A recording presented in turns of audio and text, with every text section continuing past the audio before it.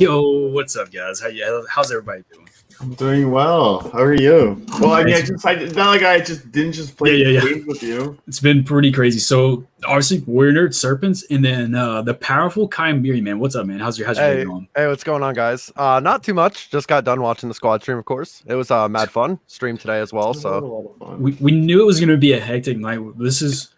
I think the way we're looking at it, the next other day that's going to be jam-packed with content like this for all of us is going to be May the 4th. And this is kind of, man, so I woke up. I was like, okay, I need to do this. And then more problems just kept coming up like, oh, my gosh, because I was doing the lower levels trailer. I mean, I was just everywhere today, dude. It was pretty stressful, man. Like, man. So Kymeri, you streamed, and then you rated me for the squad stream, and then we went over it a little bit, but we're here now. Yeah, sorry, I'm laughing at my new nickname, by the way. That's what I'm laughing at, the Kai guy. That kind of happened just like at the end of stream, and then it just became like the raid message, and we kind of just went with it. So Hold on. I think I see something. I know you have like a lot of similar to me. We both have like a lot of Soka on your room, but I see one thing in particular. What's that? It's on top of your PC. Where did you get that from? I seen that before. Oh, I don't know where I got this. I don't know. Some guy named Serpent. He's an okay streamer. Oh, okay. He's okay. He's all right. Okay. He's all right. You know that Chronic guy though. Man, so that Chronic guy, man. So Kai, man, how long you been streaming, man? How long you been streaming?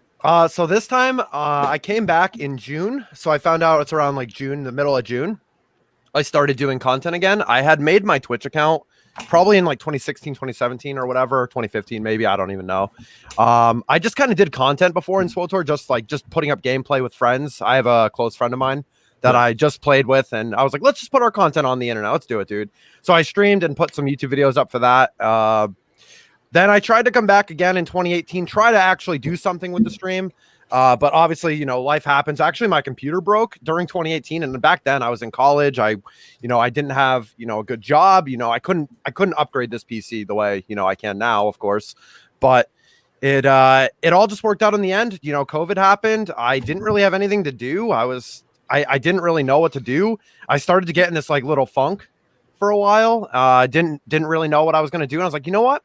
I can try to stream again and let's see how it goes. I started the stream in June at 190 followers or something like that. And now we're at, 1.6K, which is absolutely crazy. So obviously you're a diehard Star Wars fan, but what made you pick SWTOR? That was exactly what I was going to ask. I've been playing since launch. So actually the funniest thing is like, you guys are going to call me crazy since I've been playing the game for almost 10 years this year on the 10-year anniversary. It's crazy that the game has been so even still popular, at this point. It's a Star Wars MMO and it kind of thrives off of every content that comes out, a movie, a show, it thrives off of that. I'm sure Battlefront 2 is the same way, and any other Star Wars game, honestly, it thrives off of that extra Star Wars content. The reason why I play SWTOR and why I stream it so much is just because like I said, I've been playing for so long. I felt like I could be really knowledgeable. I loved PvP. So I just kind of was like, yeah, let's try to make a non-toxic PvP community, and kind of worked out realistically because it wasn't done before. It just wasn't there. There was no community there that was like that. So, I mean, and that's kind of what I was going off of, is right away just building for the community and stuff. So, and I think Warrior and I can relate to that because that's one of the motivations for us as well. But I was going to ask you, have you ever, over your 10-year span of playing SWTOR, was that always like your main game, or did you ever branch out to any other Star Wars games or try anything else? Or I mean, I play other games, of course, like offline. I definitely don't just play Star Wars games. Obviously, I wanted my stream to be just Star Wars because, again, that's something I'm really passionate about. Something I really love, and it was just the right thing for me to do at the time. And I just felt really comfortable coming back to SWTOR. I knew people in the game. I knew what to do, how to make the content better this time. I learned a lot just from watching people. I've been around the community for a while. It's just never got into the streaming part of trying to build a community, you know what I mean? And that's like the hardest part, realistically, is building that community where people just want to be there. Double digits. Yeah, it's going into double digits this year, which is crazy. Like, just to think about, because I remember in 2015, people were like, oh, the game's dead, game's dying, it's over, it's done, game's done, see ya, cut it, it's gone. But it's still here 10 years, and they're planning something big for it, and we have no idea what's that yet. You know what I think it is, man? And this could sound a little cocky, but Battlefront 2, dead game. SWTOR, dead game. But you know what's keeping it around? it's you and your communities, and then what me, Serpents, Director Chronic, and Boba are trying to do as well, man. We're trying to keep, I wouldn't say we're trying to keep it alive, but we're using that game, and then our communities are giving it just so many views, man. Like the Kymerian family, like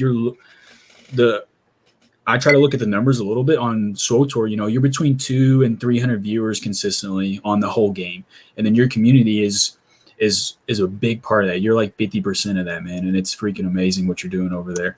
Do you think that with your community, will you ever see yourself looking at another, like say a new Star Wars game comes out? Like, would you switch, or are you committed to SWOTOR and just the updates? That's a good point. Actually, it's something I've talked about a lot recently. Just saying, like, because like when Lego Star Wars comes out, I'm streaming that launch day. If it's not even a stream day for me, I'm going on. It doesn't matter to me, you know. So it's definitely not set in stone with SWOTOR, but of course my community is built around the game. Yeah. So it depends on, you know, how that goes. I mean, I have streamed Battlefront 2 and Squadrons before, and it went quite well. So I mean, it wasn't like it was just, you know, my SWOTOR people, you know, they're there to watch it for me, you know. That's kind of like where it started to come around to, because there's been games, and you guys have been in my streams, where I'm like, I don't even care about the game. Like, I'm doing terrible in the game. It doesn't even bother me, because chat's like flying. I don't, you know, it doesn't bother me. It's all about the chat, man. I was so stressed. It's really, we're just Star Wars fans playing like it's just a background. It's literally just a background, just for as a outlet for just sharing our love for Star Wars and just having a good time. Just with everybody. Yeah, for sure. The game that's played is normally, like I said, just the background. Do you see yourself trying out the new games that were just released, such as the open world game, Star Wars Hunters? There's a new one released today, a VR, Star Wars pinball game. Oh, really?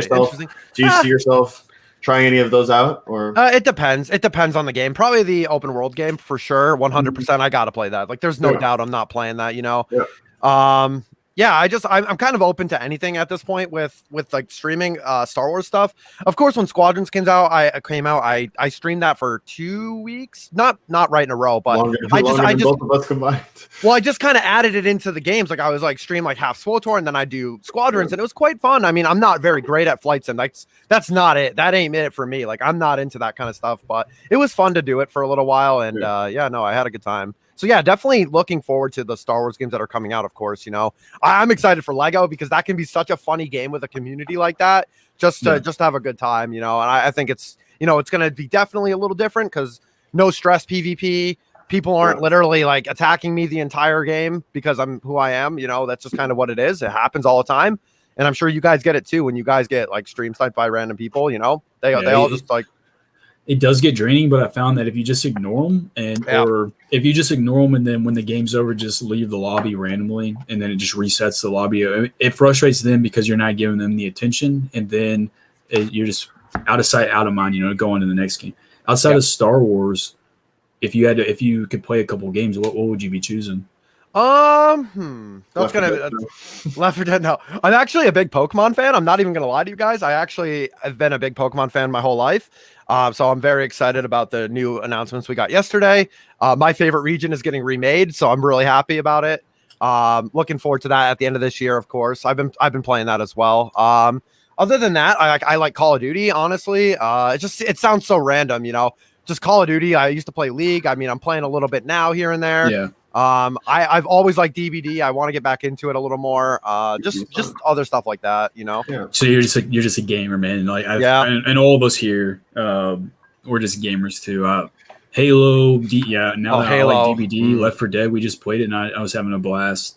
I saw you play Phasmophobia the other night. Oh yeah, that was a blast. Yeah. That was a blast. Thanks, Boba, for killing me a bunch of times. Thank you for using the bathroom because you had to go to the bathroom. Thanks, man. How did the jump scares? Does that game get you, or? I was screaming because I had already had a few drinks, and I was already yelling. As soon as like I was getting hunted, I was like, I'm out of here. I didn't know what to do. They didn't tell me to go hide, so I'm literally trying to run down the hallway, just running away. But they didn't tell me to go in the closet or anything, so I ended up just dying. So it was fun. It was a learning experience. It was really good. It's so cool. Yeah.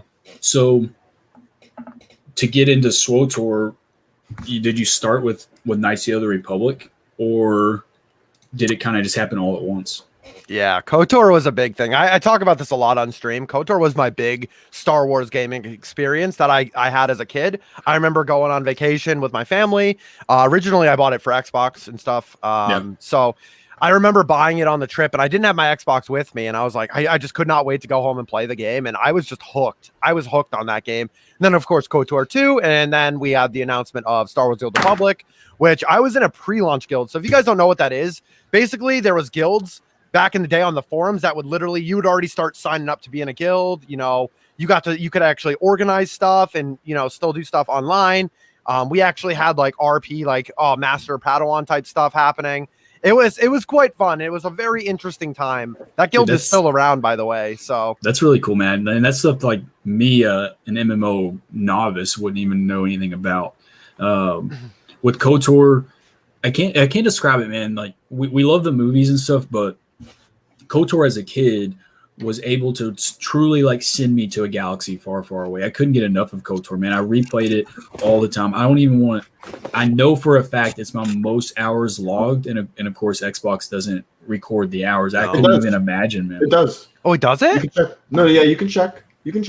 Well, I've seen my hours on Xbox before. You can check. You just have to go like deep in the file. I'll show you later. Yeah, deep in the files. Yeah. I mean, deep in the file. Oof.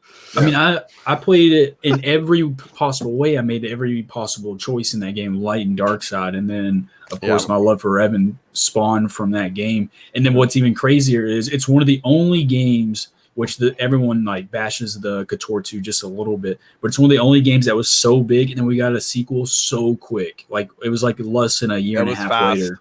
It was insane. I mean, Battlefront 2015 and 2017 is only 2 years apart. You know. That actually surprised me. I'm not even going to lie to you guys. If you want to talk about that for a second, I remember playing original. Why do I say original BF? 2015 BF. Like I remember like waiting for the game, and I was like, then all of a sudden we're literally, you know, into, you know, the end expansion. Yeah. And then all of a sudden here's everything else. Like what? Like here's Battlefront 2. And I was really excited. You know, I wanted to see what they could improve on it.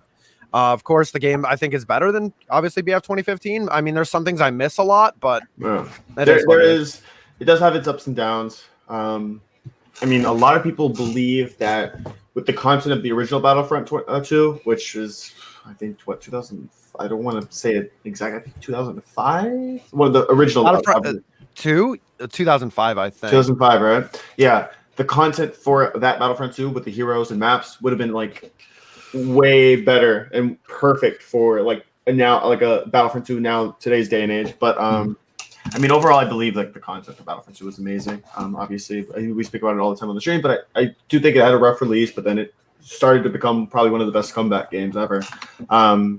But that's amazing. So what age did you find, like, okay, so taking aside from gaming now, like actually like Star Wars as a whole, two questions I have for you is what age did you find Star Wars, and what was your, if you were young, like was Ahsoka always your character?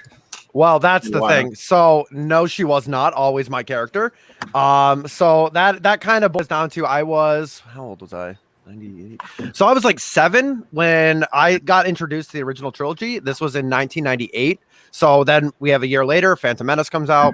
You know, that's kind of how the story happened. Of course, I grew up with the prequels. I always enjoyed them as a kid, you know, and I mean, Serp and I have a same feeling about this, of course. Loving the prequels, and I love all the prequel content that we get. You know, obviously Clone Wars got into that, you know, and, you know, my first ever character I loved was honestly Chewie, of course. Like you guys already know, like Chewie's. And you incorporated your theme on stream as well. Yeah, of course. Yeah, I have that. I always use your emotes. Yeah, and then I have this guy right here. Yeah, the Chewie mask. The reason why I had to use the mask was because I didn't have a beard, so I was babyface for a while because I shaved my beard. It was long. It was long, and then during the 24-hour stream, I set it up as a community goal, and it kind of got hit in like an hour and a half, and I was like, well, that's a rip because there goes the beard. So I was like clean shaven, and they said I couldn't do Wookiee sounds without the mask on. So okay, that's how it happened. Chewbacca's it's always interesting when people say like Kenobi's their favorite character or Chewbacca. I always find it very interesting because they're very popular characters, but they're not the mainstream choices. So I always find that like Chewbacca for me is such an underrated character. I mean, he's literally from the very beginning throughout the whole saga, man. He's right there, and I always like to say like he's the captain of the Millennium Falcon when it all comes to the very end of the movies. I think it's a good choice, man. Yeah. I mean, say what you want about the sequels, he does go through like a huge emotional like side to him as well. Because I mean, I can guarantee you, I mean, at least everyone felt a little bit of emotions, you know, during Force Awakens when he lost Han, and then obviously during Rise of Skywalker when he lost Leia. Yeah, it's just like, you know, on and off. It's just like you see actually like obviously he's not technically a human within the films, but like you do see like a human side to him, or like you do see like an emotional standpoint, and you do feel like really like pity for this character.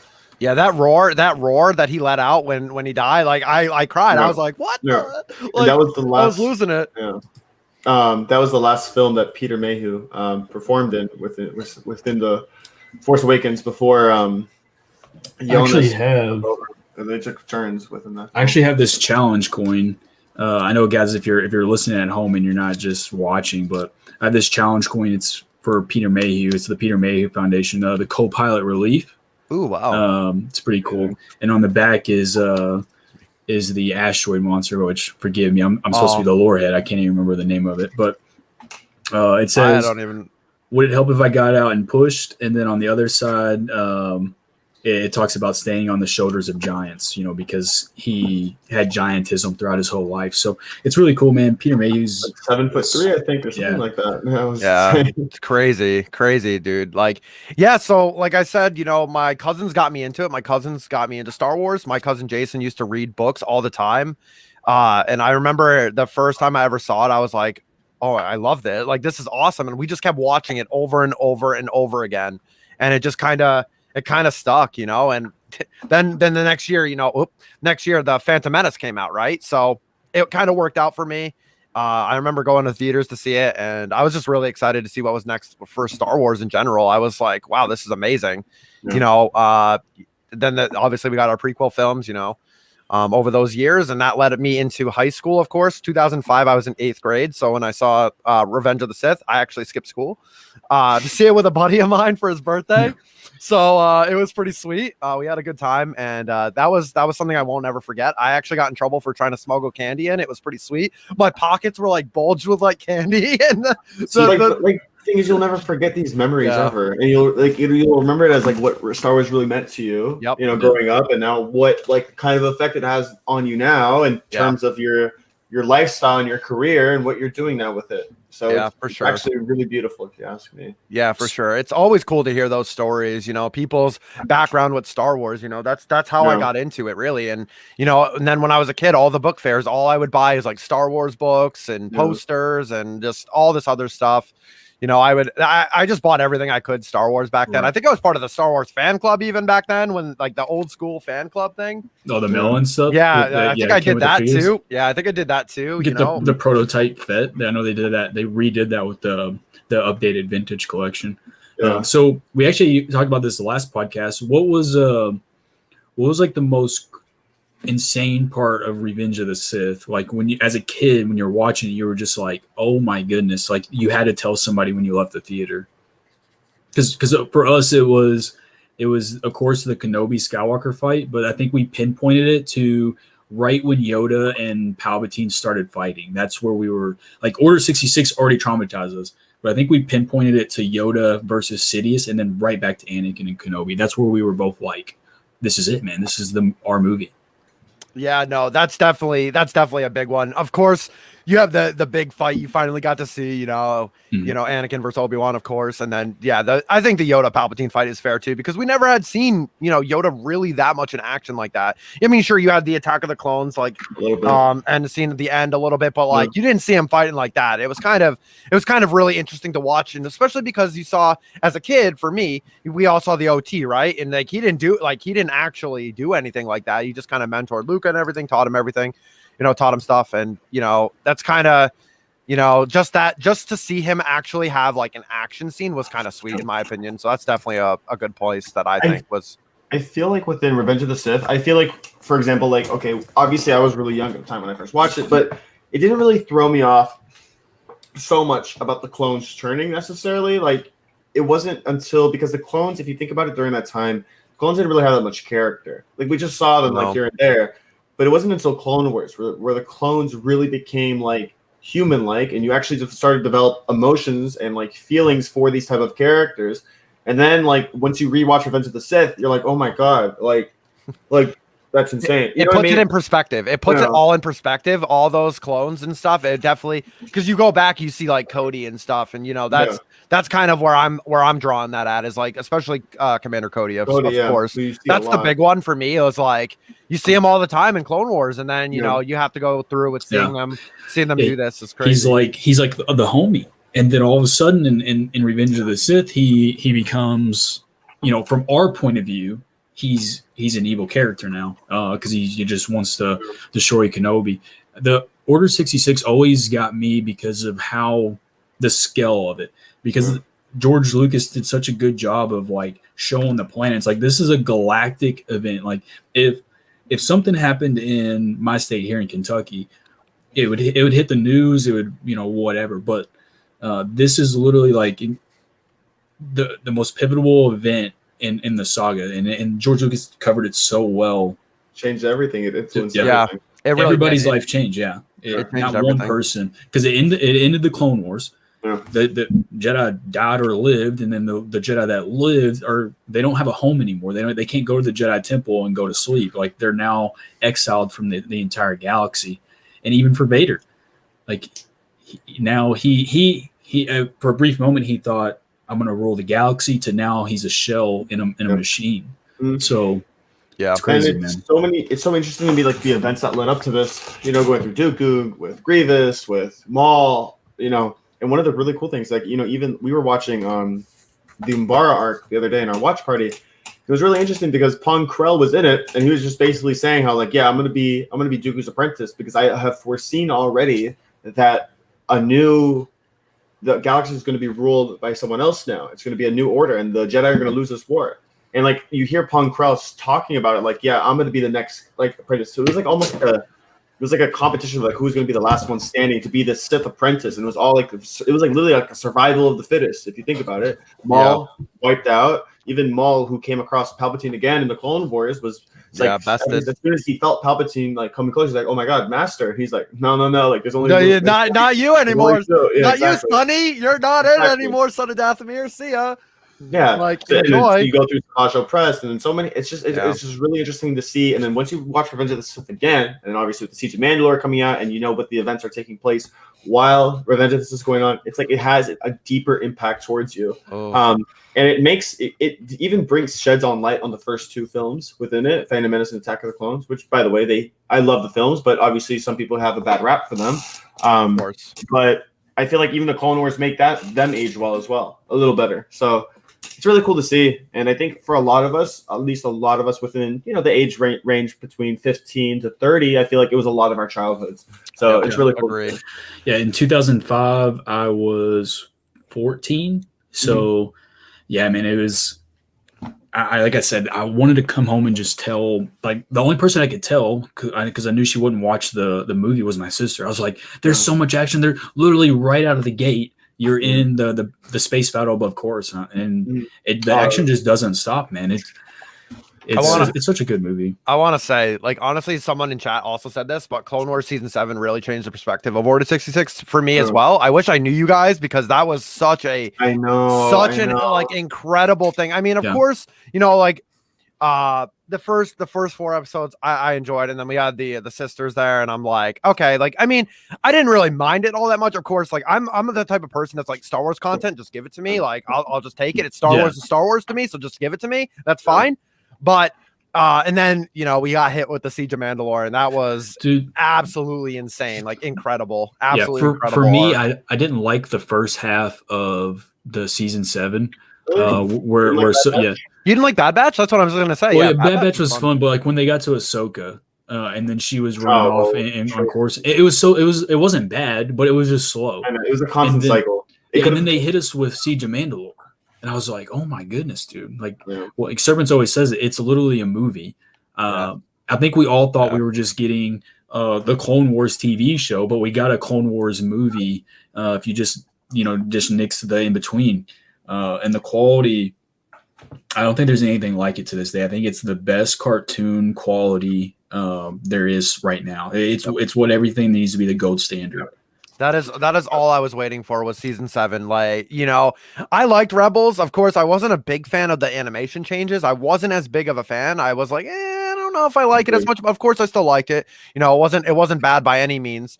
The show was very, very good. But season 7, I remember when that got announced, and I was just like, "Ooh, boy, we're gonna see the ending. We're gonna go right into Revenge of the Sith here. We are going right into Order 66. We're going to all of this right away. Like while this is all going on, you go watch that movie now after seeing season 7. It's definitely way different in my brain. It's different. Like probably everyone, you know, it's definitely a different thing. I highly believe it wasn't for the pandemic. I think they would have released it in theaters, like a late release, like in like December or something. I felt like they would have done something like that. I don't know. It's just I got like the vibes similar to the Clone Wars film, and as well as that, the mall arc, which by the way I even had the DVD of like the entire arc. It was built into like basically like a mini film. So it was special. It was really special. It was only about an hour and a half runtime, but we've done it before in Discord. You just combine that with the Revenge of the Sith 4-hour cut, and it's a masterpiece. It was the missing puzzle we all needed too. How did Ahsoka survive? Or what was she doing? And then when we got it, man, it was perfect. And it shows how well of a character she is. Once Rex takes his helmet off and they make eye contact, like from that point on, and the music really said it. And it wasn't even John Williams. It wasn't John Williams, but the music score was absolutely amazing. It was incredible. Every single mall's hallway scene and everything. It hit hard. It hit hard for me as a, you know, so we can go into maybe like how I found like, you know, Clone Wars. I was in high school. I was a junior in high school when Clone Wars came out. And I had already loved, you know, Togruta was one of my favorite species in Star Wars already. So I loved like Shaak Ti before then. You know, I looked into all the other stuff back in like the other content that's out there, and I was really interested in it. So then I found a character. Then of course Ahsoka comes along, and you know, obviously Serp and I we both agree on this. She was definitely a hell of annoying in the beginning. Of course, I think you know that's what she was meant to be. You know, it was meant to be this way. She needed that progression. She needed to be this. You know, like. You know, obviously snippy. She needed to be like a little brat in a way. And it was definitely good for her and Anakin, of course. And that's also what makes, you know, season 7 even harder too, is that whole relationship coming, like, you know, that's the last time when he gives her those lightsabers. That's it. Like, that's the last time. Like, that's insane until, you know, then, you know, and I found a good, like, relationship to that character, like just to see her grow over the years. And I absolutely loved her character. She just kept growing and growing. And, you know, I fell in love with the character. So that's kind of how it happened, really. I say this often, and I think what makes us fall in love with a character like that, similar to Anakin, why you see so many people say, "Oh, Anakin's my favorite character." Oh, Ahsoka. I also love Anakin too. So I'm full on. One of the reasons why is because it's the art of storytelling within this that you don't like this character in the beginning. You know what I mean? When I first saw Ahsoka, I was like, "Why, like, what's up with this character? Like, I don't understand, like, the big deal about this character. Like, why does everyone like her? Like, I was just like, it wasn't I disliked the character. I just thought she was like a little annoying, snippy. Yeah, and then, that's how I was. Thinking about Anakin within the Phantom Menace and Attack of the Clones, no one really liked Anakin as a character in the Phantom Menace and Attack of the Clones. If you did, then amazing. However, a lot of the feedback was negative. And then what happened in Revenge of the Sith? I think everyone started to really love Anakin, and then Clone Wars character more over 7 seasons, more and more and more. And a while ago, people were like, "I don't want Hayden Christensen to come back." Now the whole entire world is going nuts, absolutely insane because Hayden Christensen's coming back. It's like their childhood hero now. Yep. And it just shows what character development can do for someone. And the Clone Wars really touched on so many characters, not only Anakin and Ahsoka, but even Obi-Wan, even smaller characters like Plo Koon that we don't really see, Kit Fisto, Ki-Adi-Mundi, even Mace Windu, you know. It touches on so many characters that we maybe just see a little bit of screen time, especially Yoda. I mean, the whole season 6 arc at the end of season 6 with Yoda was probably one of the best arcs in Clone Wars. Yeah, it was really cool. Underrated. So it's just beautiful what that show really did for the characters. In terms of Rebels, I think it did provide a lot of character development, but I feel like a lot of the characters in Rebels were characters we really don't see down the road anymore. I feel like it was just more. It's like a separate thing. But, you really think so? You don't think we're gonna go see? You don't think we're gonna see Ezra in the Ahsoka show? Like as of right now. Oh yeah, I'm tying it into the films. Within shows. We're gonna get so many more shows within that. I definitely think we'll see Ezra and Thrawn and Sabine, but at least for now within the films, I think Clone Wars had the biggest effect. What we keep saying too, it just builds on. They do such a good job of building whether they're doing it from 20 years ago in the timeline to 30. Like her there's a line in Rebels where she's like, the last time I saw my master, he was running off to save the Chancellor. So from that point in the Clone Wars to whenever she said that line, she had to live with the fact that she thought the chosen one, Anakin Skywalker, her brother, her friend, her master, literally died protecting the Jedi Temple. And then when she finds out the truth, like, could you imagine that you have this one? If he's so powerful like that, how can she accept that he actually died in the temple? Because you could think that Anakin Skywalker could go against an entire army and live, right? That's how powerful he is. So she's accepted that he died. And then when she finds out he's actually Vader, could you imagine, like, if that was you, like, sitting it, like, and you find out, like, I think that would be, like, I was nervous before the squad stream. Yeah. Could you imagine if, like, you think that, like, what's her heart? Like, it's going to explode, right? Yeah. You know? Right, and like, and it leads up into that, obviously, the Twilight Apprentice arc, like that, dude. I remember the first time I watched that with my best friend, who he's awesome, dude. We both love Star Wars so much, and I remember watching that, and the hairs on my arm literally were just up, and I was like, "What is happening?" Yeah. Just because it was so emotional, like you could feel it. Of course, being connected to the character obviously helps too. But I think even if you aren't as connected with her, I feel like you know the significance of that. Of course, there's so much significance. To me, that's one of the most perfect scenes in Star Wars. I would only change one thing, and it's actually just Anakin's eyes. I would have Anakin's blue eyes when he says Ahsoka turn back to Sith eyes whenever he says you will die. Other than that, man, the scene is perfect. And then, like I said, I like to take. Like Serp knows how I operate with the way I think with these characters. If you take Ahsoka's emotions, whenever she sees Vader, it's Super Bowl time. Like, okay, this is it. Like, I can't even imagine what she's thinking as she's walking towards Darth Vader, and she knows who he is deep down. She hasn't confirmed it yet, but she knows it. Like the emotions that she has, and then she has to perform too. Like, imagine how nervous she is. And then still being able to go toe to toe with the Dark Lord of the Sith, man, it's intense, and it makes Ahsoka really badass. I think, man. I'm trying to remember the lines in my head right now, but the part I'm thinking about here when you say that is especially when he's talking about how he killed Anakin. Anakin was weak, and then she goes, "Well, does she say avenge or revenge his death?" I think it's avenge. I will avenge. That's what it is. Okay, that's what I thought it was. Yeah, and then obviously, going into that scene where he's like, "Revenge is not the Jedi way," and then she's just like, "I'm no Jedi." Like, dude, that part literally hit so hard, and I was just like, "Bro, bro." And then from there, I feel like the whole outlook of the show becomes different after that. I mean, there's a lot of stuff going on. I think that arc was beautiful. I mean, you see Maul again, of course, which is amazing, but so much changes after that. We don't know what happens with Maul until season 4 with Kenobi. We see Kanan turning blind, which completely changes the outlook of this show, and it actually makes it that much more powerful, I believe. Honestly, we don't even know what happens to Ahsoka until the end, really. There's a lot of everyone thought she died, and I feel like at the time there was a lot of fan reactions that were negative. So probably that's why they brought her back. But there was just, this is what I'm trying to say. Like, Rebels, I think, was such an amazing show, but there's just some parts and just some arcs that we can all agree on that just make it really stand out. Twilight of the Apprentice, Kenobi and Maul's arc, the Twin Sons arc. I would say I would even put the Kanan's death arc as well in there.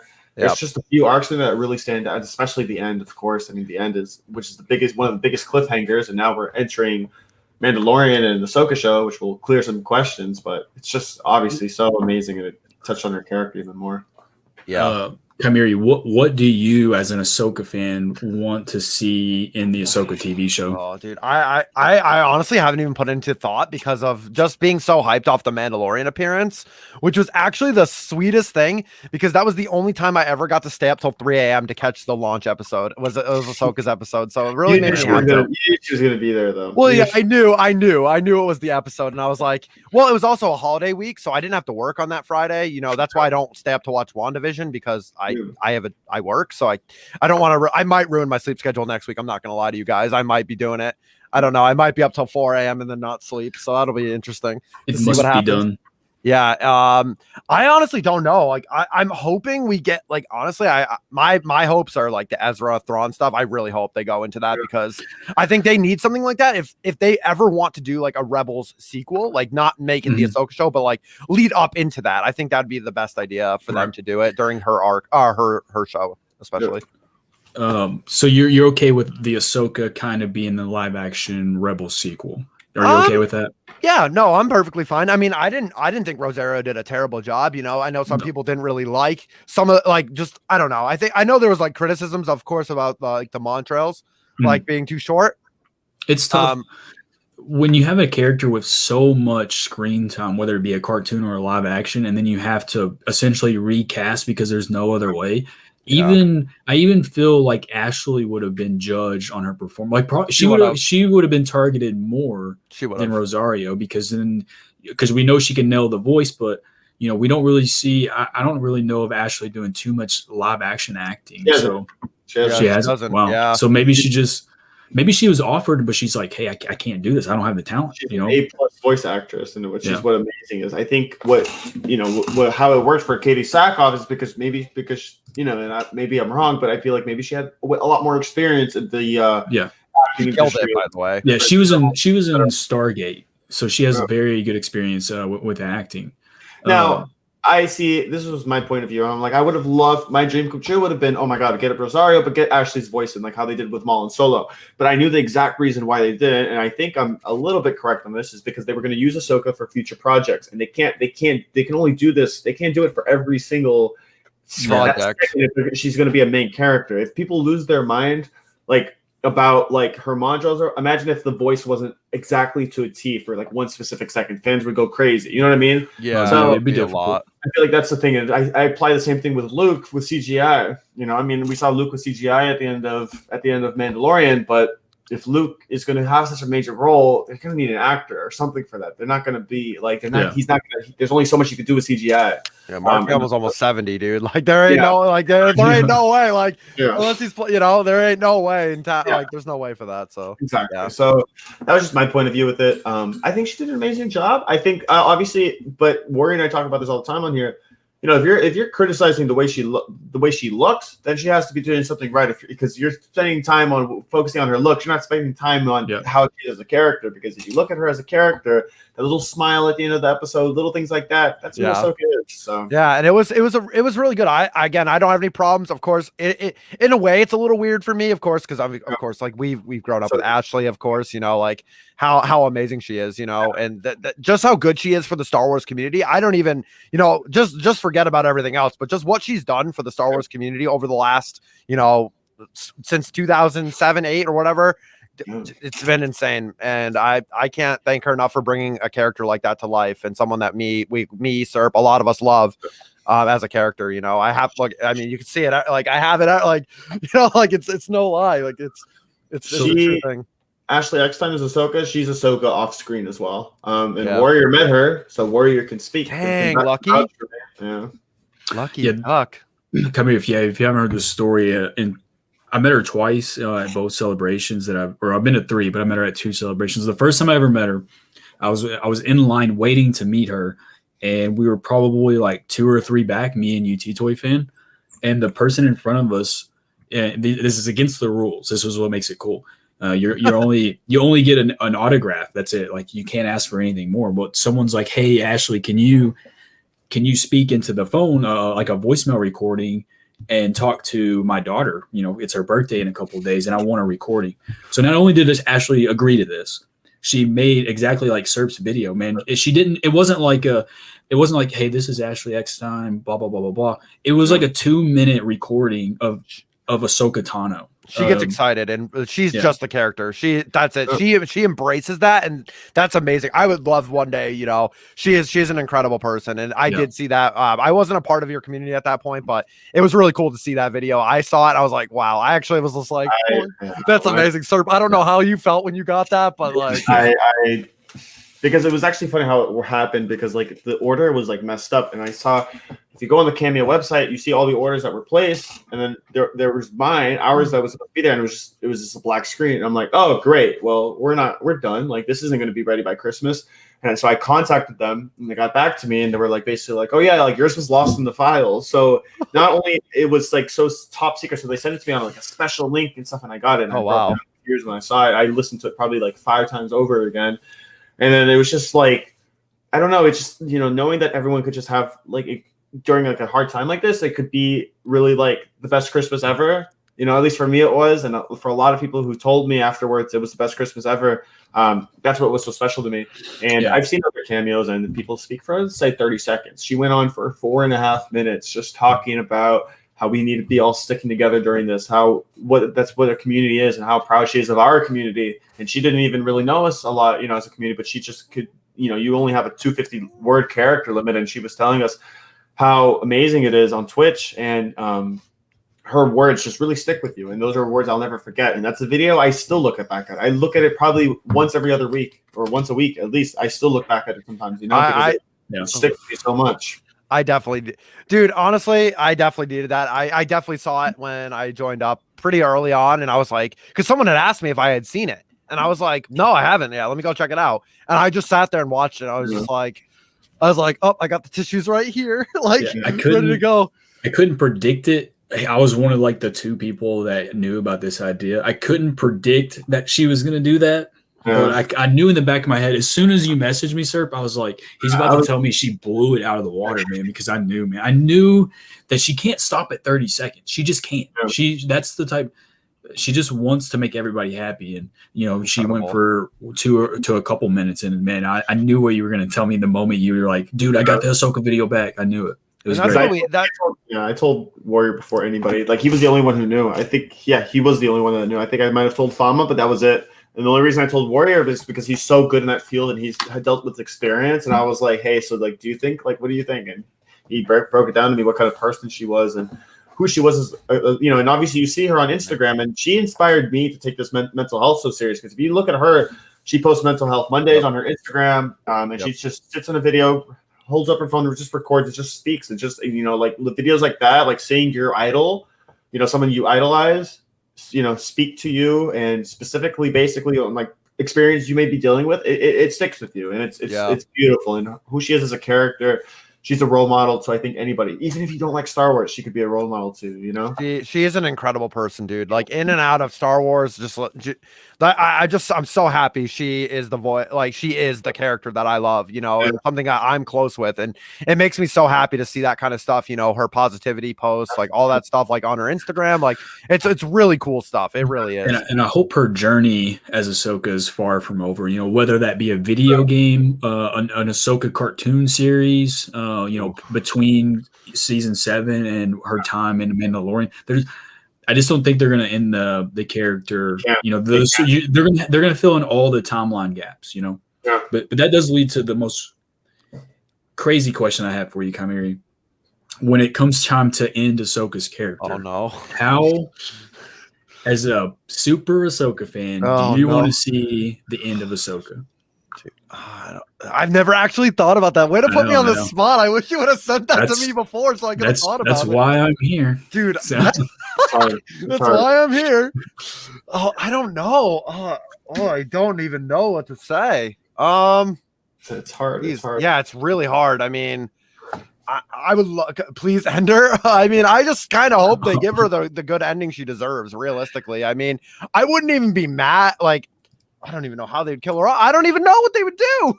I have no clue. Yeah, it's hard for me to think about it. Like, God, it hurts thinking about it. I don't know. Yeah, I'm not very sure. So we've talked about it numerous times. The way that I think it's going to happen is the way I don't think it should happen, and it's that she just, randomly, almost like a peaceful death, like a Yoda type death. Luke. Yeah. Like, oh yeah, okay. Like I think she needs to go out in a Kanan Yaris type way, like a savior. Okay. So like almost like sacrificing her life for somebody else. I think that's the way. To be honest, that's the way her character is, and I think that's probably the way I would hope they would do it. I mean, they gave it to Kanan. I mean, I think Ahsoka definitely would be that type of, that she's that character. That's what she would do. So this is awesome because I kind of knew the direction that this was going to go. So Ahsoka, obviously, she would do that for anybody, but what character that's left during her time period, what character is left for that be worthy of an Ahsoka sacrifice? Because the only names I have right now would be Ezra. That's it. That's all I have. One. I have Ezra. I have Ezra and I have Rey. Yeah. I don't know. Do I know how? Absolutely not. Rey. That's interesting. Really. Yeah, I don't know how. I just but like if you think about that timeline, I don't know. Like because there was so much that happened before she knew who she was, like before she discovered that she was a Force wielder, and so much that there was a lot of sacrifices that happened prior to that. So I don't know. It's just I don't know. Grogu, I don't think Grogu's enough for her to sacrifice herself. No. If she wasn't even willing to train the kid, Yeah, for sure. I am in that one little plot that I wish would happen is if they do whether this be 5 years or 10 years, is that whenever they get to the destruction of the Jedi Temple, the new Jedi Order, and then obviously Grogu is probably not going to be killed there, we don't think, but he gets captured or something. And I would like it that because now Luke goes in exile, Din is like, man, I need to save Grogu again. I got to go save him again. It's 20 years later or whatever. I don't know the timeline, whatever. And then who's going to help him? It's going to be Ahsoka. Then maybe Ahsoka didn't go off on a journey to save the Grogu for the second time. And then who do they meet? Who is it that sneaks off with Grogu? It could be anybody at that point. I think she needs to make a sacrifice. All Star Wars fans own a Grogu. Like, geez Louise. Like, I think we. Yeah. I mean, I have mine just like hanging out right here. Like, I feel like we all have a Grogu just like hanging out somewhere. Like, we do. I mean, okay, ours are as bougie as this guy's over here, but like, yeah. Hey, talk to Boba Fett about it too. Something I know. Oh yeah, Boba has. Boba is like gonna be streaming. He can't babysit tonight, Warrior. So it's Saturday night. He's not allowed to. It's you know how he gets on those streams. He can't. You think food's expensive? Many payment plans took to get this thing. So. Oh jeez. Oh man. Oh man. Yeah. So. Any more things with Ahsoka that we need to cover? I think we covered quite a bit with that character.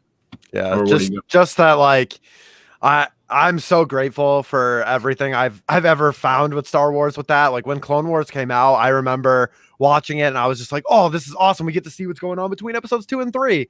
And yeah, it definitely exceeded my expectations and then some. I just didn't think it'd be 2020 when we got season 7, but it is what it is. I mean, they kind of had to wait for everything. They obviously it was during that whole transition period where Lucasfilm was sold to Disney.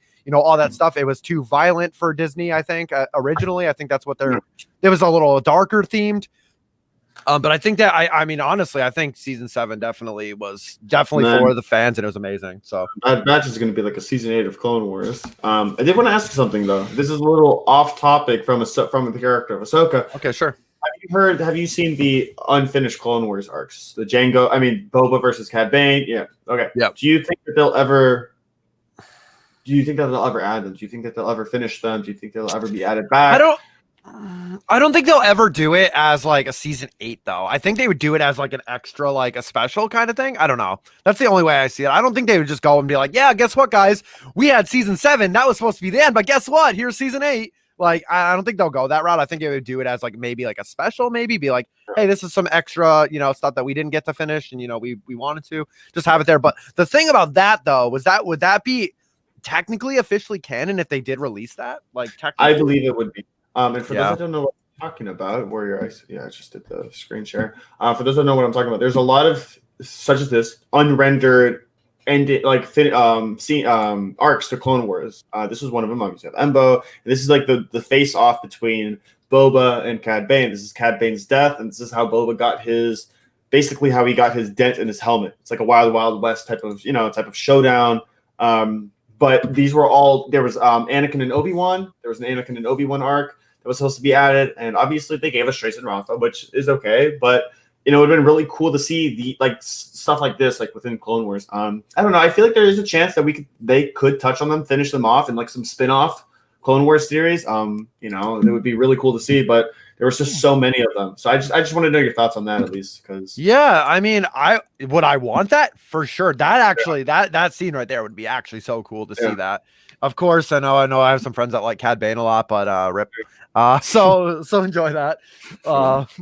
But it's I think that would be really cool if they added it. I just don't know if they would do a season 8. I don't. I just have a hard time saying that they're going to be like, yeah, guys, season 8 of Clone Wars. Here we go. Season 7 was the end though, but here is. You can't top season 7. It's done there. So whatever it is, it could be the Bad Batch. Like that's essentially season 8, but it's just called the Bad Batch. And there's no more. There's nothing that can be titled Clone Wars now. I don't think so. Because you can't beat that. You can't one up that one. Yeah, it could be like Untold Stories of the Clone Wars, maybe Untold Stories, like a spin-off type of thing. You know what I mean? That's my point of view. Or like short stories, even. Visions isn't Visions going to be like an anime short stories as well? So they could easily do short stories and just like like little scenes and stuff. They just finish rendering them, which doesn't. I don't think it's that much of an investment for them to do because they already did everything. Basically, that's what they did with season 7. They just finished it off, and they did some mocap for the duel, which was, by the way, which was amazing with Ray Park. Incredible. And the actress who played as the armorer, the stunt actress, it was absolutely gorgeous. But just interesting. I just want to know your opinion on that. Yeah, I think in a way, the only way I'd see it is like Untold Stories about the Clone Wars or something like that. Like just some weird, like not weird, but like a spinoff kind of thing. Like they'd be like, hey guys, guess what? We didn't finish this, but you know what? Here, we're gonna have these stories, and then they just have them in. That's the only way I see it, because I don't think they, like you said, Warrior, I don't really think they can just be like, we just had season 7. That was one of the best ways we could have ended this show. And then here's season 8. Like, I don't think they could do that to them. I agree. I totally agree on that. Yeah. Totally agree. So Bad Batch comes out on May the 4th. So exciting. Yeah, I'm excited for it. Come here. What's your thoughts on Bad Batch? Man, I need to get more. Like, I need to watch that arc again because, like, I'm not as hyped as everyone else, and I should be. But like, especially because it's Star Wars content. But I don't know. I have to watch. I'm in the same way. Again. I'm the same way, man. I can only name like maybe one or two. I know what they look like. I definitely need to rewatch the arc. Rectory, Crosshair, and Tech. Get it together. I'm just kidding. Get it together. Get it direct, lore guy. But I'm gonna be downloading mods when they come out soon. I know you will. Yeah, those mods will be coming out. They're gonna come out with Bad Batch ones for that time. I know the Black series is starting to pick up. Like they're gonna. Black series is gorgeous. I don't know if you guys saw it. It's like a deluxe, isn't it? It's bigger than yeah. They already sold out basically everywhere. I mean, they do sell them like on Entertainment Earth and Big Bad Toy Store for like for a little bit more. Hold on, I'll pull it up right now. It does. Yeah, it is deluxe. It looks. It's actually really funny. Here, I'll show you right now. It's definitely different than any Black Series figure I've seen before. Maybe that could be something from when we get closer to Bad Batch. Maybe a giveaway or something. We'll see. I haven't looked at any. Ooh, Tank. Oh, okay. Tank. And he also has the helmet on. You can put the helmet on. Yeah, I haven't seen any of this yet. This is the first I'm seeing this. So, yeah. Holy moly! I think I'm gonna be good with these two right here. Kymeri, you know better than anyone. I think I'm gonna be good with my two over here. Yeah, dude, I was so happy that day I was able to pick those up. Yeah, I remember they were sold out everywhere. I got really lucky. I got really lucky with mine. Yeah. Randomly walking through Walmart and there was 3 sitting there. I was like, well, all mine now. Sorry for the next fan, but I had to do it. Yeah, you get that one Ahsoka fan and it's just out of here. See you guys. Enjoy that. Like, that's just what it's funny because there was actually a toy store that I used to go to a lot back when like malls were open more, and they used to have a lot of Star Wars stuff, and I'd always look and I'd always ask them, I'm like, do you guys have anything Ahsoka at all? And they're like, no, it's gone within an instant as soon as it's there. And I'm like, I believe that because I'm like a huge Ahsoka fan. I totally get that. Like it's fair. Ahsoka is this like last couple of years is Revan. Like Revan used to be that way. And just a quick Old Republic announcement, and then he'd be right back. But yeah, the Revan figures, whether it be the Black Series, the old 30th anniversary figure, you just can't find them. And the Darth Revan Funko Pop as well. Do you have them, Warrior? I have everything that Revan good. has out. I got. Just got to make sure. out of everything you own Ahsoka, what is your favorite thing you own? Probably the 2012 Legacy figure. I don't know if you know what that one looks like. It's kind of weird looking, but it's actually one of the more expensive ones. It's one of the vintage. Yeah, that's it. Oh my god, the vintage one goes for $200 to $300 on eBay. I have it. Yeah. And I passed on it when it was 60. I was like, it'll drop a little bit, and then no, it never dropped. It's one of those big regrets. I think I see what you're talking about. Is it this? Yeah, I'm gonna add it. You ready? Oh yeah. Okay. Is it this right here? Yeah, it's that. Yep, that is it. That one is $200 to $300 on eBay. Yep. Look at this one. Okay, I gotta start getting off topic here, but like, look at this. Can I just talk about this one? Oh my gosh. Yeah. Just wait for the hot toys. I want to show you something. Yeah, wait, hold on. I want to show you something, guys, real quick. Hold on. You guys are gonna love this. So, while we're on the topic of Ahsoka, we did our Minecraft community night the other night, and we. Jedi built something. I don't know if he's here right now, but he built something so special. I did get a picture when it was finalized. I should have taken a picture when it was finalized. I should have, because when it was finalized, it looks so good. I'll take a finalized picture for you, but check this out. Check what he made. Look at this. This is like in the middle of the world. And I'm not really big on Minecraft until recently, but check this out. Yeah, that figure I got it when it was like 100. Oh my goodness. Wait, he finished it. Let's go. No. When I saw the finished product, it was like amazing. But I couldn't do it. This is me right here. But I'm just floating. But it was so cool. And I don't know. It's just obviously the hashtag Ahsoka lives in all of us, and I just think it's just like a community thing everywhere around the Star Wars community, where she's just empowers so much. She embodies so much power in a female character, and I just love it so much. But yeah, no. So that would probably be my favorite thing I've ever gotten. The next thing probably would be from one of my friends. He got me one of the pop figures. It's over there, but that I didn't have it yet, and he got it for me. And we always buy each other gifts for birthdays usually, and usually they're always Star Wars they're usually Star Wars related. So he's a big Boba Fett fan, so of course haha Boba. But plenty of choices when you're an Ahsoka or Boba fan of merchandise. True. Well, that's the thing, though. You say that, and back in 2015, there really wasn't as much. There was a lot of figures back then, but there wasn't it's not to the point where it is now.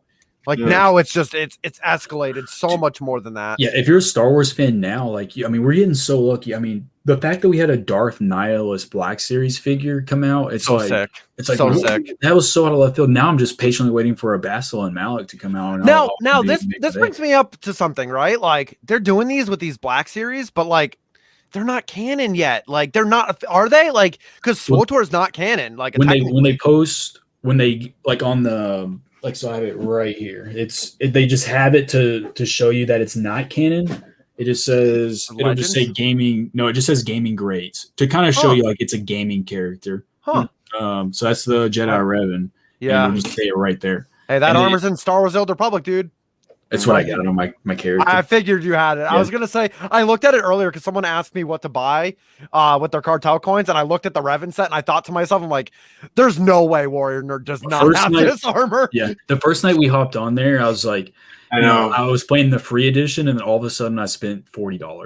Yo, hey Serp, I heard you need one of these, a little handhold. I heard about it. Sorry. Hey, listen, okay. I take pride in my character on SWTOR. His weak character that doesn't know left from right. Listen, no, dude. No. Don't mess Achilles Tano. So we got to roast Director Chronic a little bit too. So Service doesn't get the only roast. So we sent him an invite last night. It's 2 a.m. We're trying to run through just a brief, thing that we're gonna do on the stream. And Boba sends I sent him an invite to the guild. He actually figured out how to accept it. So kudos. But then when we invited him to the game, he's like, "So do I hit play?"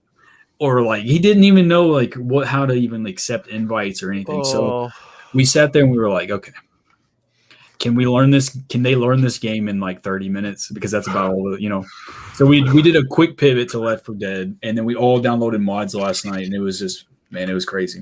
Yeah, it sounds like I need a tutoring session with Serp and Serp and Director. Don't do it for free because it's gonna be tough.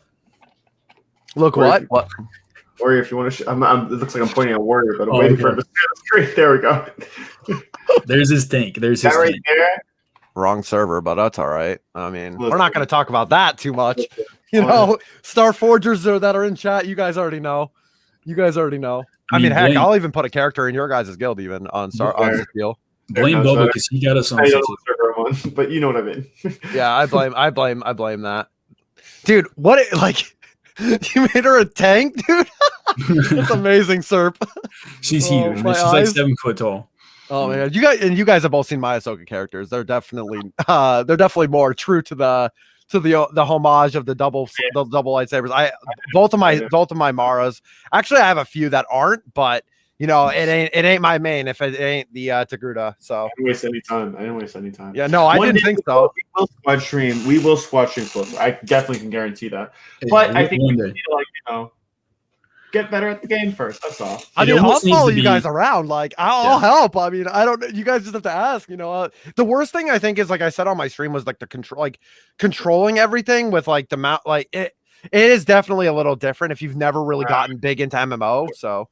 Yeah, I mean, World of Warcraft was like my #1 game growing up. It's like literally identical, just Star Wars, and I personally like it even better than WoW. But I mean, it's a really fun game. It's just, you know, you just gotta get better. No, you just gotta. I hate, like, for me, I just like want to get to the point already. I hate like the early leveling stages. Like, just let me get to it already. Like last night, I was like, Warrior was like, oh yeah, you have to get to level 15. I'm like, fine. I took like one little flight and gave me XP, and I went from 14 to 15 just from flying. I was like, okay, I'm level 15 now. What? Like, I'm just like, I just want to get right to it. Like, I don't have time for all that leveling and stuff. I just want to get to it. That's all. Yeah. So I think it's such a fun game. The best way to level that at that point, if you don't actually like, even though I do say, dude, you should definitely do the story content, because BioWare tells incredible storytelling, especially the Warrior story is good. You know, the Agent story. There's so many good stories.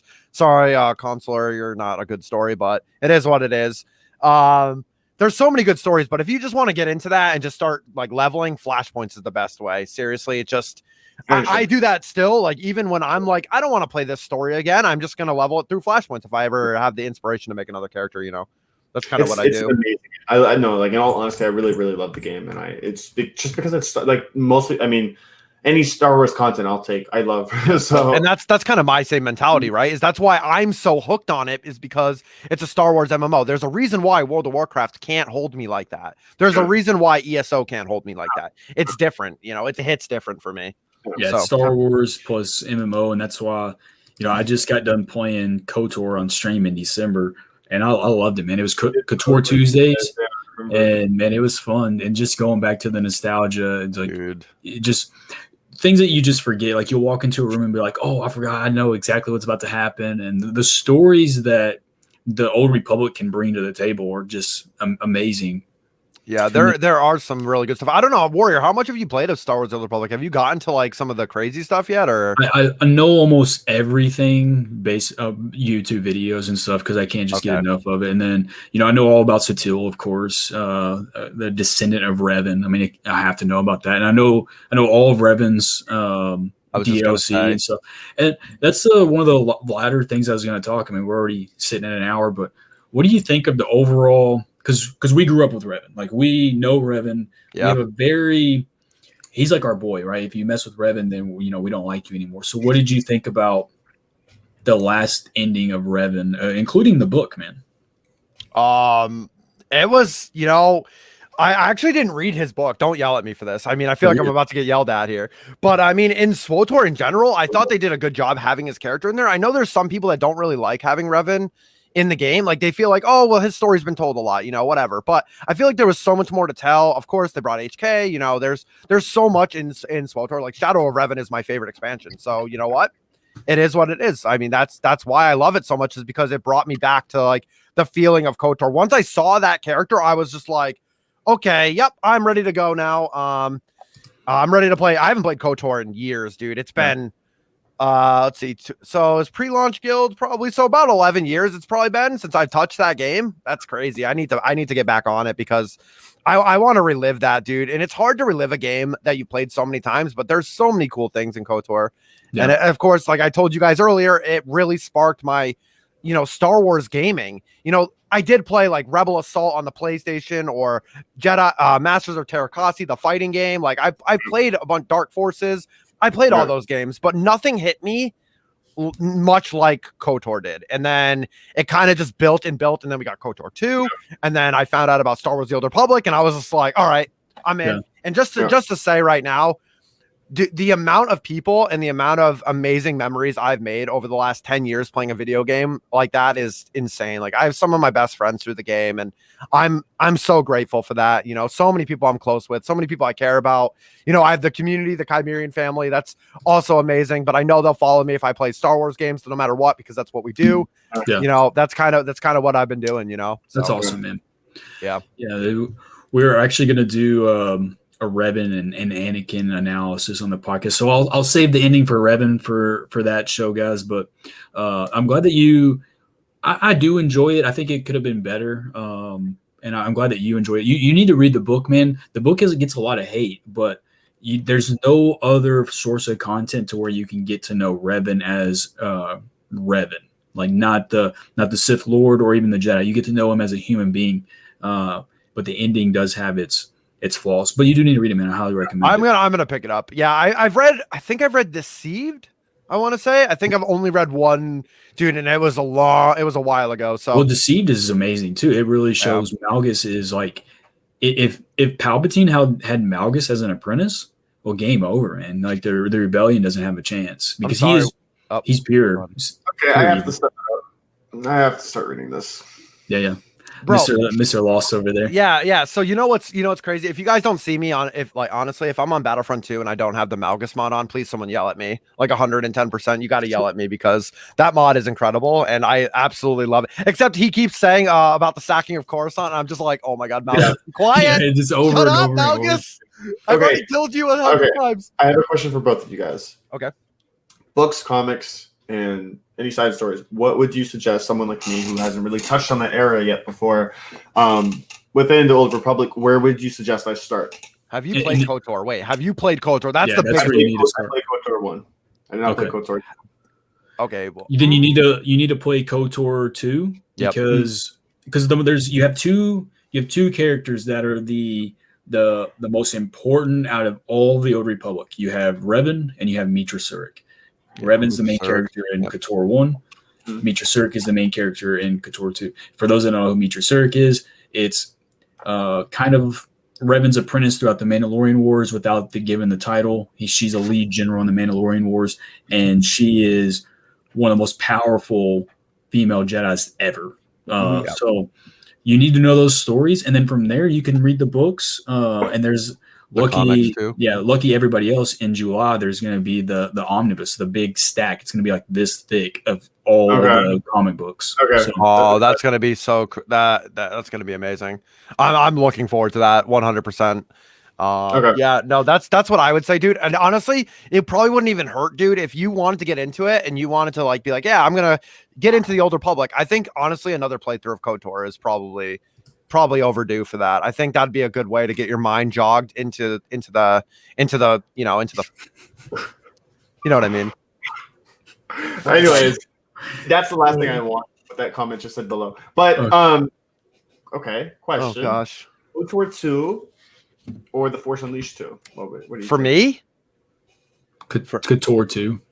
Really? I have a hard time. So I have a hard time with the Force Unleashed games. Okay, like I was in high school when those games came out. Well, actually, I was in like high school, college-ish times. Force Unleashed 2. Honestly, I liked Force Unleashed 1 better, but I would never pick it over KOTOR. So I got to go KOTOR 2. I would never pick anything over it. I don't think. To me, The Force Unleashed is like almost like an arcade game to me. You just you get more powerful as you go, and then you're just killing people. It's like a hack and slash. Yeah, you can't beat the KOTOR story, man. Yeah. I know there's a lot of flaws with KOTOR 2 and a lot of hate, but it's mainly just the glitches in the game because it was made so fast. But the story still, man, with Darth Treya, Scion, Nihilus, you have three main villains. And then as Mitra, you go against them. Like spoiler, like those are the characters of the game. And then you're playing KOTOR 2, and when you're playing it, you're like, where's Revan? Where the hell is Revan? Where the hell is Revan? And they keep referring to him through stories, and it's just like making his character so much better. And then you get SWOTOR, and then you get these books, and then it like solidifies his story and the journey that he goes through, which is one of the most insane stories. And I'm excited to talk about it and share the inner depths of him, man. I have a question for you, actually, Warrior. How would you feel? Someone asked me this actually in my stream, so I'm curious what you would say. How would you feel if they ever put Revan on? This is actually today. How would you feel if they put Revan on the screen? Man, I've told people this all the time. I don't really want it to happen. Really? Yeah, because he's because of the game, you can literally be a female Revan. Okay, but before Disney bought the canon Revan is a male Jedi. Light side, like you pick the light side. That's the canon version before Disney bought it, and of course Disney just nixed it all. So if they put a female dark side Revan or something on the screen, I would like literally just rip my hair out. I wouldn't be able to take it. But if they gave me like the male Jedi Revan storyline, I would be okay with it. But I would just critique it too much. I think they need to go with Darth Bane, man. It has a set trilogy books, and they can take a lot of content from it. Yeah, Bane would be good as well. Yeah, I mean, I'm hit or miss on that. If I'm gonna chime in with my little input on Revan, I just think, maybe he's better off being in the games and in books and stuff. Maybe better off this way. But I would love if they would ever, canonize, which kind of makes it hard. But I mean, I don't mind either way. Right? Yeah, I would obviously be super excited. I would use all the content I could, but when I go to the movie theater, I'm gonna be sitting there like this while taking notes. Like, okay, that was terrible, and then I think it's gonna ruin the experience for Bane. I love Bane as a character. He's a top character for me. It has an established story that you can't go away from. The rule of two, it's all there. It's all written down. Yeah. But in the games, you have choices that you make. So your Revan's different from my Revan. So yeah, true. But it probably does need to happen. You definitely need a screen time. But I was always in the boat. If you make a Darth Bane, you have Darth Bane find Revan's holocron, and you refer to him through a holocron or stories, and then that creates his story on the live screen through other people's viewpoints. I think that'd be a good way. Interesting without actually having it. Just keep his mask on. Just keep his mask on. Yeah. True. I mean, I'd be fine with that. I just, we've gotten so much of Revan's content, and of course, like KOTOR, SWOTOR, and stuff like that. It definitely got expanded, of course, with the books and comics and all that good stuff. So, I mean, do we need it? Probably not, but it would be really cool to see some Old Republic content. Honestly, something just like, and we're getting that kind of with High Republic right now with like the books and stuff. Like, that's really cool. Like, sure, 200 years before the movies. That's cool. I mean, that's fine with me, but I would love to see them go back even further. I would love to see Satele, or like even if you want to push it even farther, Bastila. Like, honestly, I would love, I would love to see that. Characters that I liked, when I was, of course, I like Satele as well. Of course, and Republic, but with the High Republic, I'm actually reading that, and they refer to the Old Republic quite a bit. Like the best one so far is the use of Bacta. So in the High Republic, they're just switching from Kolto to Bacta, and they referred to Manan. Manan. That is like the source of all the healing Kolto and then the galaxy, and then it converts over to Bacta tanks. So they're doing the conversion in the story.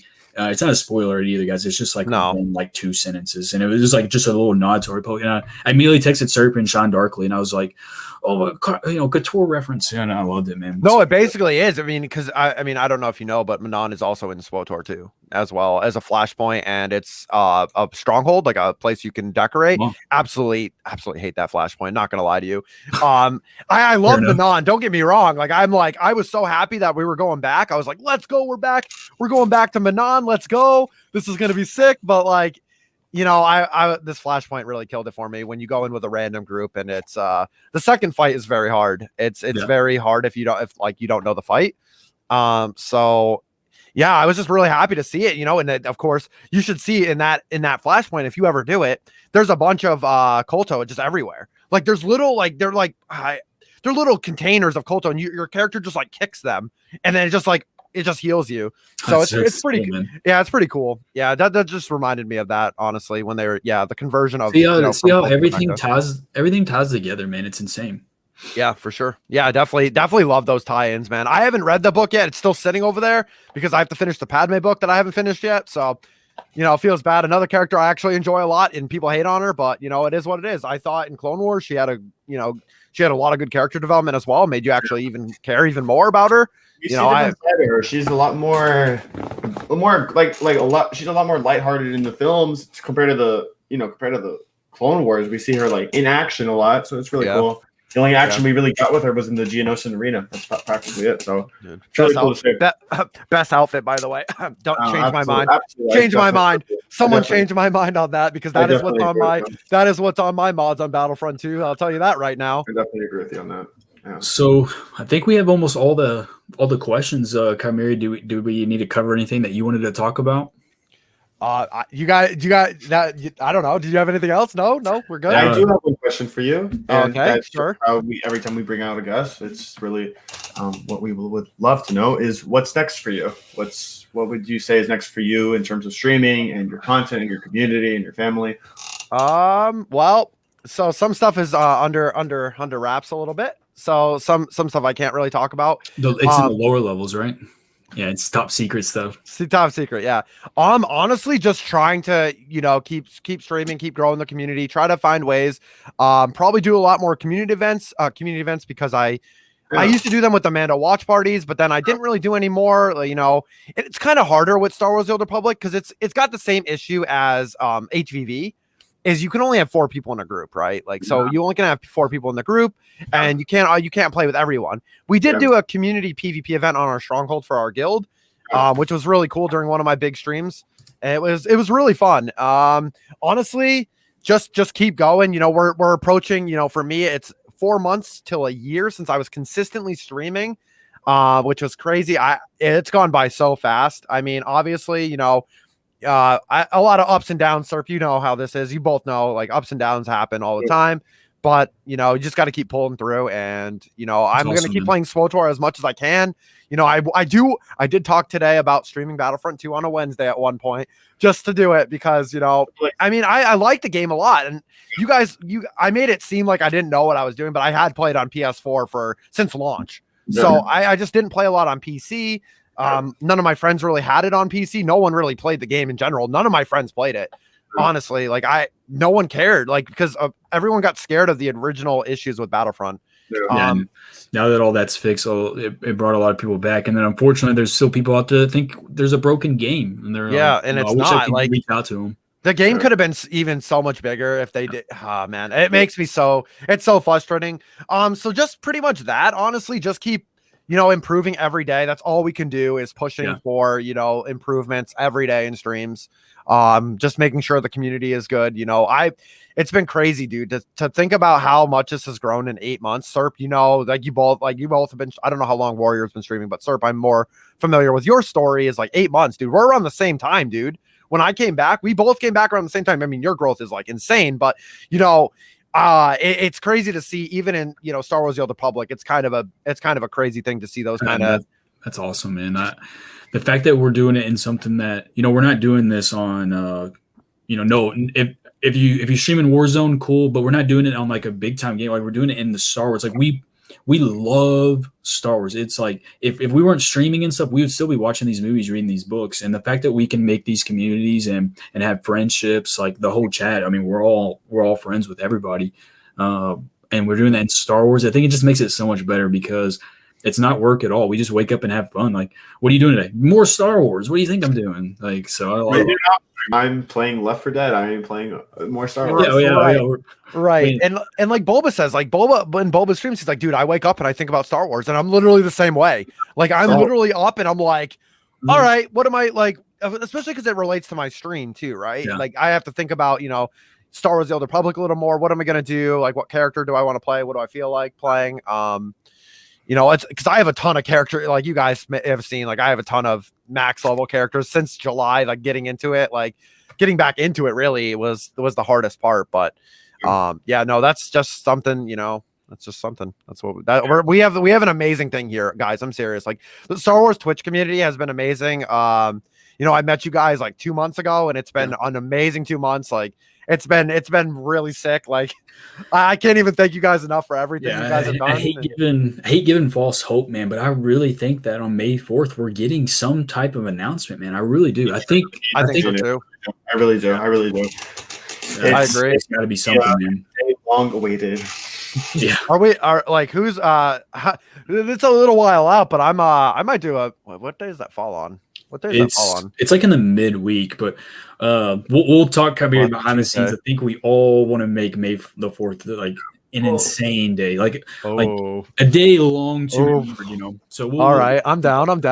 That's gonna be exciting. Heck yeah. May the 4th, what an amazing day, dude. Like, and just to think about just the entirety of what's happened over the last 8 months with the community stuff has been just unreal. And I know Serp is in the same boat. Like you can't believe it either, dude. Like, you're just like, I can't believe this happened to me. And that's kind of how I wake up and I'm like, I sit there and I look at it and I'm like, wait a minute, how did this actually happen to me? Like, how did I actually grow this much, you know? And I think a lot of it was because of just, you know, my personality, how I get, you know, I'm always hyping the stream. Like it's always a good time.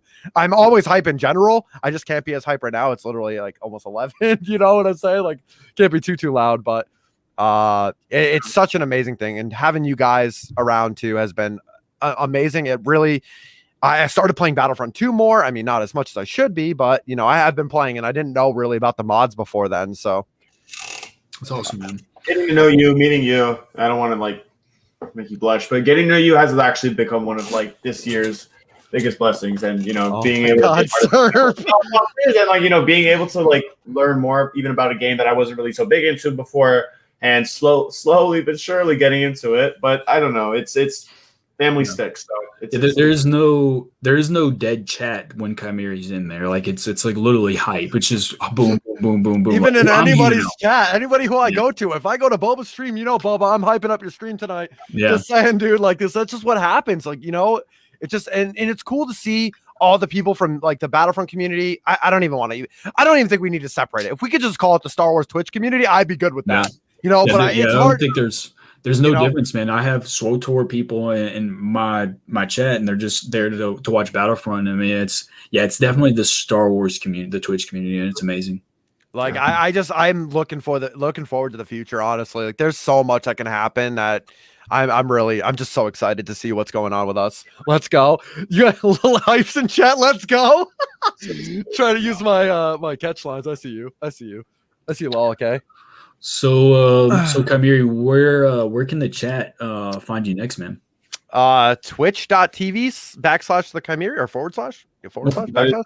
if you guys haven't checked it out yet, you look in the bio, you can see that. I will share it one more time. I also have YouTube, but I don't really I should post more, but it's been very difficult to get that going. Your link's down there too, so thank you, man. I appreciate that. And of course, I just want to say thank you guys for having me.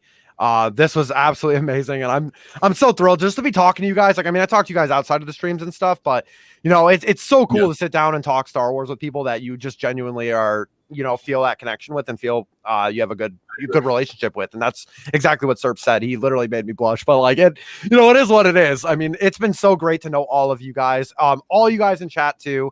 Seriously, like knowing everyone from their communities coming to mine, other way to my guys going to your guys' community, you know, that makes me so happy to see that. And I love seeing everyone support you guys too, because you guys deserve it, like too.